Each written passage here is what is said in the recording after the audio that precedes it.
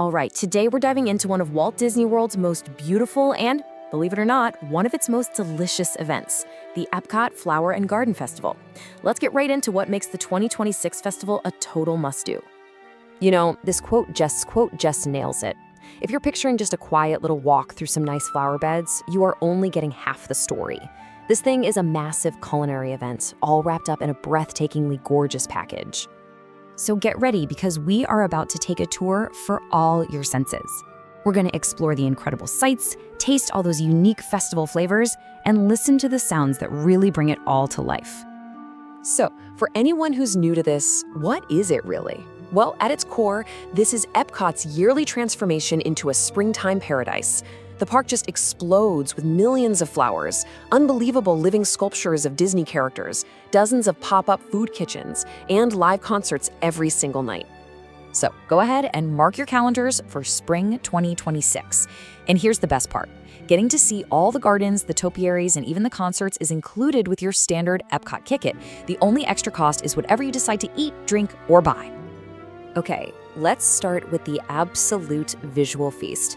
Seriously, from the second you walk through those gates, the festival's stunning sights are the first thing that's going to grab you.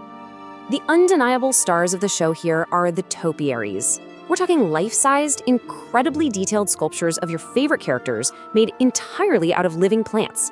You'll find the classics like Mickey and his pals greeting you right at the entrance, but the real fun is finding characters in their home pavilions, like a gorgeous Belle in France or Anna and Elsa over in Norway. They're seriously works of art. But it's not just about the characters. The gardens themselves are huge attractions. I mean, you can literally step inside an enclosure and just be surrounded by hundreds of fluttering butterflies. And as you walk through the World Showcase, each country also has its own special garden, from the quiet peace of a Japanese Zen garden to the absolute charm of an English tea garden. But listen, as stunning as the sights are, your sense of taste is in for an even bigger treat. This is where the garden part of the festival crashes right into the foodie part. All around the park, you're gonna find dozens of these outdoor kitchens. Just think of them as pop-up food booths that serve fresh, creative, seasonal dishes, all in tasting-sized portions. The variety is just incredible. You can literally snack your way through Germany, Japan, Italy, and France, all in one afternoon. And Disney even makes a game out of it with the Garden Graze. It's basically a scavenger hunt for your taste buds. You just grab a festival passport, buy 5 specific plant-based dishes from different kitchens, get a stamp for each one, and once you've got them all, you get to turn it in for a special prize. It's a really fun way to guide your tasting adventure.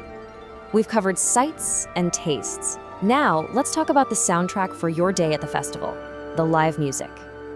Every single night, and I mean every night, the America Gardens Theater hosts the Garden Rocks concert series. We're talking well-known bands from the 70s, 80s, 90s, and even more recent acts, all playing their biggest hits. With 3 showtimes a night, and it's all included with your park ticket, the value is just unbelievable. But here's a pro tip for you. These shows are super popular and seating is first come, first served. So if there's a band you absolutely have to see, book a dining package. You get a whole meal at a great EPCOT restaurant and a voucher for a guaranteed seat at the show. Honestly, it's the best way to skip waiting in that long line. So you know what to see, taste, and hear. Now, let's get into the strategy. Here are a few practical tips to help you get the most out of your visit. This is the big one, right? The question on everyone's mind, especially for an event this popular. How do you navigate the park and actually avoid the biggest crowds? Well, it all comes down to timing. Weekdays are always going to be your best bet to dodge the biggest crowds. And if you want those perfect topiary photos with nobody walking in the background, get there right when the park opens. But for food, here's a little secret. Hit the outdoor kitchens in the late afternoon, kind of between the lunch and dinner rush. The lines are often way shorter then.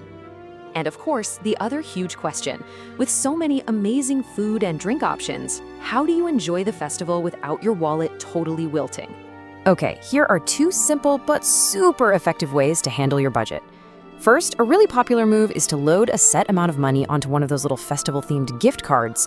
It's a simple mental trick to keep your spending in check. And second, absolutely share plates. The portions are made for tasting, so sharing lets you and your friends sample way more stuff without breaking the bank at any one spot. So there you have it, the sights of the incredible topiaries, the global tastes from all the outdoor kitchens, and the sounds of live rock music. It's a true feast for every sense. The only question left is, what's your perfect festival day gonna look like?